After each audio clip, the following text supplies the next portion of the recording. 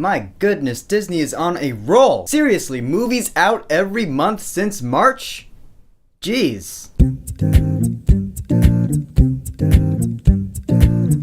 The BFG. So the BFG is a film that is based off the beloved children's book written by Roald Dahl. And I don't know about you, but I read that book back in elementary school. I think everyone did. It takes place in England, and we have little girl Sophie. She's brave, she's adventurous. She stays up at night because that's who she is, and so one night she's seen by this giant who's roaming around. The giant's like, oh no, she saw me, so he snatches her up and takes her to his giant country. And from there we have our family movie that is actually pretty good. This film is directed by Steven Spielberg. Right there you're like, that's awesome. He's known for being a master filmmaker. Sure, he's had some missteps, but generally speaking, he's made some pretty groundbreaking movies. Now, this film is not really groundbreaking, but it definitely has that Hollywood feeling. I'll get to more on that later, though. I'm gonna jump right into the fact that the character of the BFG, the big friendly giant, you love the guy. The way he talks, you know, his words are all twisted up, the way he behaves. Films like this that feature a big character like the Iron Giant or Beauty and the Beast, the film really has to make you love the character. That's really the point, and this film really succeeded in that. Because he's just a nice guy. He doesn't want to hurt anyone, he's really sweet. Now, the child actress who played Sophie in this film could have been better. I didn't really think she was a great child actress, but you know what? Neither was Daniel Radcliffe or Rupert Grint or Emma Watson when they started either. I mentioned them to segue into the fact that this film has a very similar vibe to the first couple of Harry Potter films. You know, back when they were all about the whimsy and fun. There were a lot of scenes where something's going on in this magical world and the music's going on, you're like, this feels just like the first couple of Harry Potter films. And a big part of that is John Williams' score. Just like Steven Spielberg, you heard John Williams is doing the music, you're like, that's awesome. The man who scored the first few Harry Potter films, among a lot of other masterpieces, he wrote a great score for this film, and it does sound a lot like the first couple of Harry Potter films. You know, they're fun little motifs. Bum bum bum bum bum bum bum bum bum bum bum bum bum bum. I loved it. And as fun as this movie was, I can't say it was perfect. There were actually some pretty slow scenes around the middle. It's not that it lost me and it made me check my watch or anything like that, and the slow scenes didn't last very long. It picked right back up. And towards the end, it got really cartoonish, and I know it's based off of a fantasy book, so I'm supposed to forgive it for that, and I really do, actually. I'm like, yeah, it's for kids, so yeah, let it have kind of a goofy ending. But there is something telling me in the back of my mind, I'm like, you know what, that was pretty ridiculous. So I'm addressing that the ending is ridiculous, but you gotta roll with it because it's for kids, ultimately. But once again, Disney has nailed it with the emotions and the heart. They're good at giving you a mad case of the feels. The BFG had great characters, and I really loved the light, fun tone of the film. The visual effects were pretty CG-ish, but you know what, I can let that slide, just cause I want to. A great score and a couple of slow scenes. For the BFG, I will say, go see this movie while it's in theaters. So here's my question, what is your favorite Roald Dahl story? Whatever it is, go ahead and leave a comment. And